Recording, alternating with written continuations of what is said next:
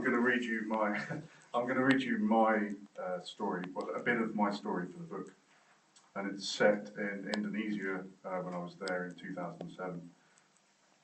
The figures grew fainter as clouds like Rorschach tests stained the sun. I couldn't stop looking at the two men down there on the river edges, one of them shitting into the scummy green water, the other washing his face in it. I was a pervert of privation, I can now admit that, a peeping Tom on those less fortunate than myself. Time wore on. I killed it with more looking. I marvelled at the perilous architecture on the banks, dozens of tire-roofed cabins drooping towards the water like dehydrated vines. A housewife in a hijab emerged to take clothes down from a washing line.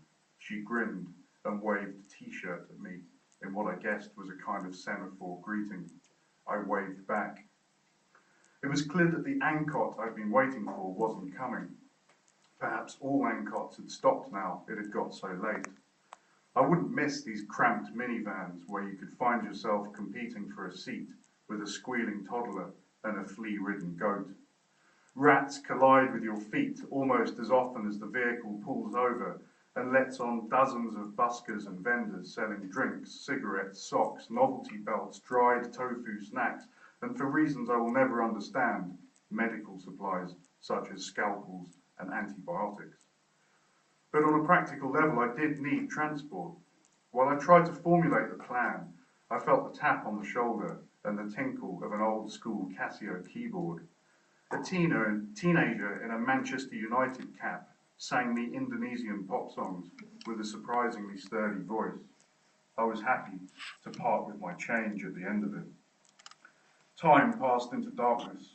Along the bridge I'd made my hangout, wallowing food stalls were being wheeled out for the evening hubbub. In a nation that has the heart of a party animal, but the mind of an upright Muslim, there is much ambivalence about alcohol and the social matrix it engenders. So instead, many people spend their evenings on the street, supping their sop and tut, and chowing down on their chap chai, while laughing and shouting and opining. I still hadn't figured out how to leave.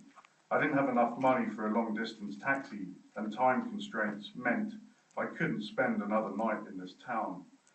I knew I was inviting mockery when I did it, but I did it anyway. I gestured back through the spirals of time to a looser, hairier age. I asserted my evolutionary advantage over the monkeys. I did what I always hated new Labour politicians and trendy youth workers for doing. I stuck up my thumb. Thank you.